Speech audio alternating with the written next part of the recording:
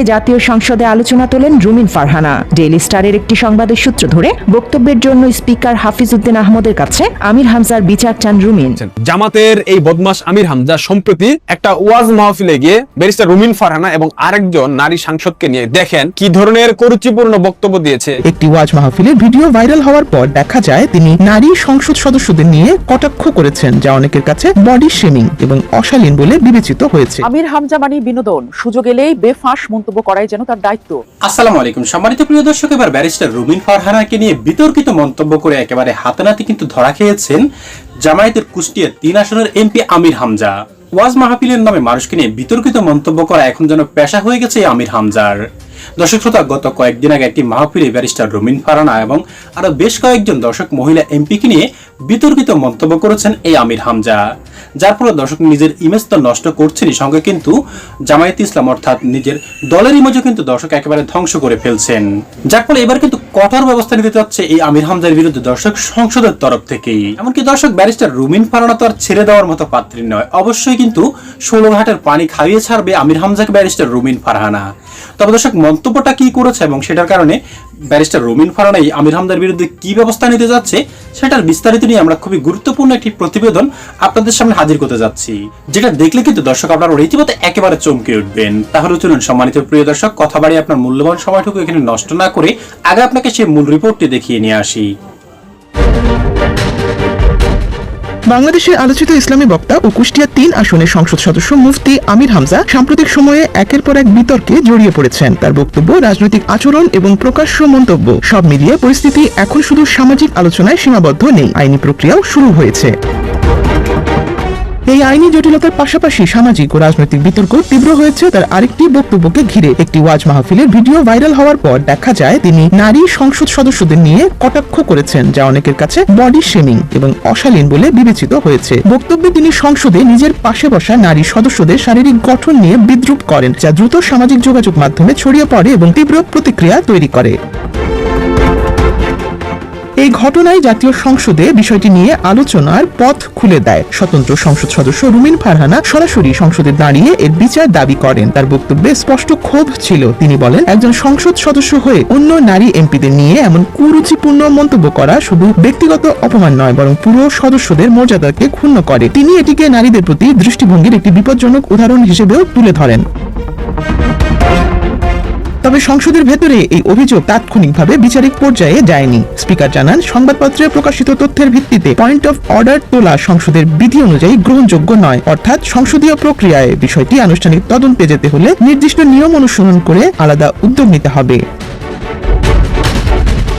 এদিকে আমির হামজা নিজে এসব সমালোচনার জবাব কিছুটা এড়িয়ে যাওয়ার ভঙ্গি নিয়েছেন। তিনি দাবি করেছেন, দীর্ঘ বক্তব্যের একটি অংশ কেটে নিয়ে প্রচার করা হয়েছে এবং তিনি কোন প্রেক্ষাপটে কি বলেছেন তা মনে রাখা সম্ভব নয়। আমির হামজার এই অবস্থান সমালোচকদের আরো ক্ষুব্ধ করেছে, কারণ তারা মনে করছেন একজন জননেতার প্রতিটি বক্তব্যের দায় এভাবে এড়িয়ে যাওয়া যায় না। বিতর্কের আরেকটি বড় দিক হলো ঘুষ প্রস্তাব সংক্রান্ত বক্তব্য। একটি ইফতার মাহফিলে আমির হামজা দাবি করেন, কুষ্টিয়া মেডিকেল কলেজ বন্ধ রাখার জন্য তাকে 50 কোটি টাকারও বেশি ঘুষ প্রস্তাব দেওয়া হয়েছিল। এই বক্তব্য প্রকাশ্যে আসার পর নতুন প্রশ্ন তৈরি হয়, যদি এমন গুরুতর অপরাধের প্রস্তাব সত্যি দেওয়া হয়ে থাকে তাহলে সংশ্লিষ্ট ব্যক্তিদের নাম প্রকাশ করা বা আইনগত ব্যবস্থা নেওয়া তার দায়িত্ব ছিল কিনা। ঘুষ প্রস্তাবের প্রেক্ষাপটে তার কাছে লিগ্যাল নোটিশ পাঠানো হয়েছে, যেখানে বলা হয়েছে ঘুষদাতা ও গ্রহীতা উভয়েই আইনের চোখে অপরাধী, তাই নাম গোপন রাখা অপরাধকে আড়াল করার শামিল হতে পারে। সব মিলিয়ে এখন প্রশ্ন দাঁড়িয়েছে তার বিরুদ্ধে কি ধরনের বিচার হতে পারে। আইনি দিক থেকে দেখলে কাউকে নাস্তিক বা ইসলাম বিদ্বেষী আখ্যা দিয়ে মানহানি করা হলে ফৌজদারি বা দেওয়ানি আইনে মামলা হতে পারে। ইতিমধ্যে যেহেতু মানহানির মামলা হয়েছে, আদালত প্রাঙ্গণ ও সাক্ষ্যের ভিত্তিতে সিদ্ধান্ত নেবে তার বক্তব্য ব্যক্তি স্বাধীনতার মধ্যে পড়ে নাকি এটি ইচ্ছাকৃত মানহানি।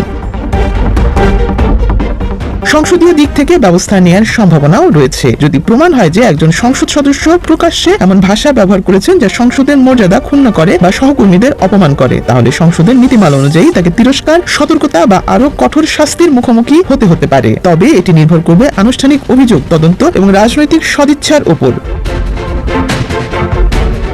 সবশেষে বলা যায় আমির হামজার ক্ষেত্রে বিতর্ক এখন বিচ্ছিন্ন ঘটনা নয়, বরং ধারাবাহিকভাবে জমে ওঠা একটি প্রবণতা। তার জনপ্রিয়তা যেমন তাকে আলোচনায় রেখেছে, তেমনি তার প্রতিটি বক্তব্য এখন আইনি, রাজনৈতিক ও সামাজিকভাবে আরো বেশি গুরুত্ব নিয়ে বিচার করা হচ্ছে। আমির হামজা মানে বিনোদন, সুযোগ এলেই বেফাঁস মন্তব্য করাই যেন তার দায়িত্ব। আর সেই দায়িত্বের বেলায় অপ্রতিদ্বন্দ্বী মিস্টার হামজা হাসপাতালের বিছানায় শয্যাশায়ী প্রতিপক্ষকে ঘায়েল কিংবা নারীদের রূপের বন্দনায় যেন তার জুরি মেলা ভার। দর্শক, ত্রয়োদশ জাতীয় সংসদে নির্বাচিত হওয়ার আগে দক্ষিণী সিনেমার স্পাইসি গার্ল রশ্মিকা মান্দানাকে নিয়ে মন্তব্য করেছিলেন আমির হামজা। এ নিয়ে লম্বা সময় নেটিজেনদের তোপের মুখে ছিলেন তিনি, হয়েছেন ব্যাপক ট্রল। ভারতে যেদিন রাশ্মিকা বিজয়ের বিয়ের সানে বাজছিল, সেদিন বাংলাদেশে আমির হামজাকে নিয়ে তুমুল হাস্যরস শুরু হয়েছিল। অনেকেরই ধারণা ছিল এমপি হয়ে দায়িত্বশীল অবস্থায় বসে নিজের মুখে কুলু পাটবেন আমির হামজা, কিন্তু কিসের কি, তার লাগাম যেন কিছুতেই আটকানো যাচ্ছে না। জাতীয় সংসদে পা রাখার 2 মাস না পেরোতেই বিএনপির 2 বর্ষিয়ান নেতা মির্জা আব্বাস এবং জ্বালানি মন্ত্রী টুকুকে নিয়ে শব্দ বোমা ফাটিয়েছেন জামায়াতের এই আমির হামজা। এছাড়াও সহকর্মী ও সংসদ সদস্যদের ভুড়িওয়ালা বলে বডি শেমিং আর রুমিন ফারহানা এবং সমাজ কল্যাণ মন্ত্রী পুতুলের রূপের বন্দনা করে ফের আলোচনা উঠে এসেছে ইসলামী বক্তা ও এমপি আমির হামজা। দর্শক, আপনাদের মনে আছে নিশ্চয়ই, সবশেষ রমজানে হঠাৎ করে অসুস্থ হয়ে পড়েন বিএনপির স্থায়ী কমিটির সদস্য ও ঢাকা 8 আসন থেকে নির্বাচিত সংসদ সদস্য মির্জা আব্বাস। এরপর ঢাকার একটি বেসরকারি হাসপাতাল থেকে উন্নত চিকিৎসার জন্য এয়ার অ্যাম্বুলেন্সে তাকে সিঙ্গাপুর নেওয়া হয়। সেখানেই তার চিকিৎসা চলছে। তার অসুস্থতার খবর ছড়িয়ে পড়তেই দেশবাসী তার জন্য দোয়া করছেন। নির্বাচনের মাঠে তার প্রতিদ্বন্দ্বী নাসিরউদ্দিন পাটোয়ারিও 2 হাত তুলে মোনাজাত করেছেন, যিনি নির্বাচনকালীন সময় মির্জা আব্বাসের কট্টর সমালোচক ছিলেন। মির্জা আব্বাস যখন হাসপাতালের বিছানায় কাতরাচ্ছেন, তখন তাকে নিয়ে বিদ্রূপের সুরে ঠাট্টা করে বসলেন কুষ্টিয়া 4 আসনের এমপি আমির হামজা। এক জলসায় মাইক্রোফোন হাতে পেয়ে হাসতে হাসতে মির্জা আব্বাসের মৃত্যুর কথা বলতে শোনা গেছে তাকে। এখানেই থামেননি তিনি, পরক্ষণে মির্জা আব্বাসকে নিয়ে তিনি বলেছেন, জীবনে আব্বাসের বড় আশা সংসদে অন্তত একবার মাননীয় স্পিকার বলবে, আর সিঙ্গাপুরে মির্জা আব্বাসের কিছু হলে ওখানে তারপর পাটোয়ারি চলে আসতে পারে। ওখানে বলতে ঢাকা 8 আসনকে বুঝিয়েছেন তিনি। দর্শক, আপনাদের জানিয়ে রাখা ভালো, মির্জা আব্বাস এবারই যে প্রথম সংসদ সদস্য হয়েছেন বিষয়টি এমন নয়। এর আগে 2001 সালে এমপি হয়ে বিএনপি সরকারের মন্ত্রীও হয়েছিলেন তিনি। তারেক রহমানের সরকারে ক্যাবিনেটে জায়গা না পেলেও প্রধানমন্ত্রী উপদেষ্টা পদে আসীন হয়েছেন আব্বাস। এখন এমন জননেতাকে নিয়ে আমির হামজার মন্তব্য ঘিরে তোলপাড় শুরু হয়েছে। জনসভায় হাস্যরসের ভঙ্গিতে তার মৃত্যু নিয়ে মন্তব্য করা রাজনৈতিক শালীনতার সীমা অতিক্রম করেছে বলেই অনেকে মনে করেন। তবে দর্শক, নাম যখন আমির হামজা, তখন তো আর এক মির্জা আব্বাসকে নিয়ে মন্তব্য করেই থেমে যাওয়ার কথা নয়।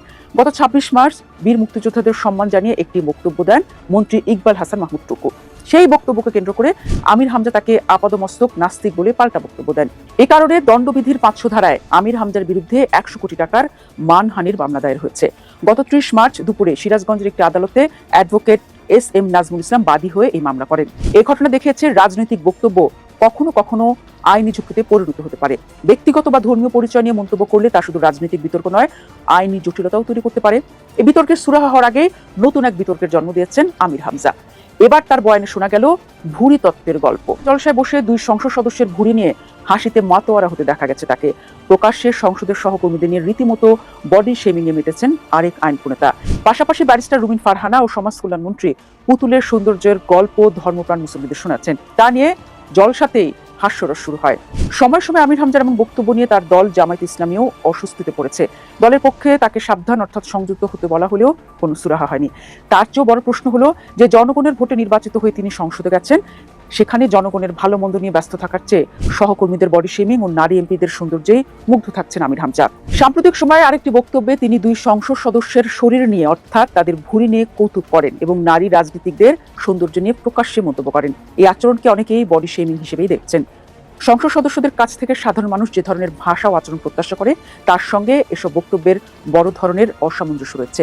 ফলে বিষয়টি শুধু ব্যক্তিগত আচরণ নয়, সংসদের মর্যাদা নিয়েও প্রশ্ন তুলেছে। বিতর্কিত মন্তব্য করে আমির হামজা নিজে তো বিপদে পড়ছেনই, তার চেয়েও বড় খাল তিনি তার দল জামায়াতের জন্য খুঁড়ছেন। আগামী দিনে জামায়াত ক্ষমতা আসার যে দিবাস্বপ্ন দেখছে, সেটিতেও গুড়েবালি হতে পারে। কারণ তার ধারাবাহিক বেফাঁস মন্তব্য রাজনৈতিক ক্যারিয়ারে দীর্ঘমেয়াদে বড় ক্ষতি করতে পারে। দ্বিতীয়ত, দলের জন্য অস্বস্তি তৈরি হওয়া। আর তৃতীয়ত, সংসদের প্রতি জনগণের সম্মান কমে যাওয়া। এতে করে নতুন প্রজন্মের রাজনীতিকরা ভুল বার্তা পেতে পারে যে ব্যক্তিগত আক্রমণ বা কৌতুক রাজনীতির স্বাভাবিক অংশ। এখন সংসদ সদস্য বলে পার পেয়ে যাবেন আমির হামজা? মোটেও নয় দর্শক, তার জন্য আছে আইনের সাজা। দণ্ডবিধি 499 ও 500 ধারা অনুযায়ী কোনো ব্যক্তির সুনাম ক্ষুণ্ণ করে এমন বক্তব্য দিলে মানহানির মামলা হতে পারে। শাস্তি হিসেবে জরিমানা বা কারাদণ্ড দুটি হতে পারে। এছাড়া সংসদের সদস্যদের জন্য নির্দিষ্ট আচরণবিধি রয়েছে, তা লঙ্ঘন করলে সতর্কবার্তা, নিন্দা প্রস্তাব বা অন্য শাস্তিমূলক ব্যবস্থা নেওয়া হতে পারে। শেষ কথা, রাজনীতিতে তর্ক, সমালোচনা এবং হাস্যরস সবই থাকতে পারে, কিন্তু দায়িত্বশীল পদে থাকা ব্যক্তির ক্ষেত্রে ভাষা ও আচরণের একটি সীমা থাকে। সেই সীমা বারবার অতিক্রম করলে তা শুধু ব্যক্তিগত বিতর্ক নয়, রাজনৈতিক ও আইনি সংকটেও পরিণত হতে পারে। এই বাস্তবতায় এখন বড় প্রশ্ন হয়ে দাঁড়িয়েছে, একজন জনপ্রতিনিধিকে শুধু বক্তব্য দিয়ে আলোচনায় থাকবেন, নাকি দায়িত্বশীল আচরণ দিয়ে নেতৃত্বের উদাহরণ তৈরি। দর্শক শ্রোতা, শুরুতে আপনার কাছে একটি প্রশ্ন রেখে যায়, সেটা হলো দর্শক, আমির হামজা দর্শক যে মন্তব্যটি করেছেন ব্যারিস্টার রুমিন ফারহানা অথবা অন্যান্য নারী সংসদ সদস্যদেরকে নিয়ে দর্শক, এটাকে তিনি ঠিক করেছেন? দর্শক, আপনি একজন অন্ততপক্ষে মুসলমান হিসেবে এটা চিন্তা করুন, একজন আলেম হিসেবে ভরা মজলিসে মাহফিলের মধ্যে দর্শক এমন মন্তব্য করা কি তার ঠিক হয়েছে? বিএনপি সরকার নয় দর্শক, তার দল জামায়াতে ইসলামী কেন তার বিরুদ্ধে এখনো কোনো ব্যবস্থা নেয়নি? এমনকি দর্শক, ইতিমধ্যেই অন্য কোনো দল হলে ইতিমধ্যে কিন্তু তাকে বহিষ্কার করে ফেলতো এই সময়টুকুর মধ্যেই, কিন্তু জামায়াতে ইসলামী কি সেটা করেছে? দর্শক, তাদের কি কোনো দায়বদ্ধতা নেই আমির হামজার এই বিতর্কিত মন্তব্যগুলোর পিছনে? গত কয়েকদিন আগে দর্শক বিএনপির এক নেতাকে নিয়ে দর্শক অনেক বড় একটা বিতর্কিত মন্তব্য করেছে আমির হামজা, আর এই বিতর্কিত মন্তব্যগুলোর কারণে কিন্তু দেশের রাজনৈতিক অঙ্গন একেবারে নোংরা হয়ে যাচ্ছে। দর্শক, সম্মানিত দর্শক শ্রোতা, এই রিপোর্টটি দেখার পর আপনার কি মনে হয়েছে সেটা অবশ্যই আমাদের কমেন্ট বক্সে লিখবেন, কারণ আপনাদের এক লাইনের মতামতটুকু দর্শক আমাদের কাছে অনেকটাই গুরুত্বপূর্ণ। দর্শক, আজ এ পর্যন্তই, ভালো থাকবেন সকলেই আশা করি।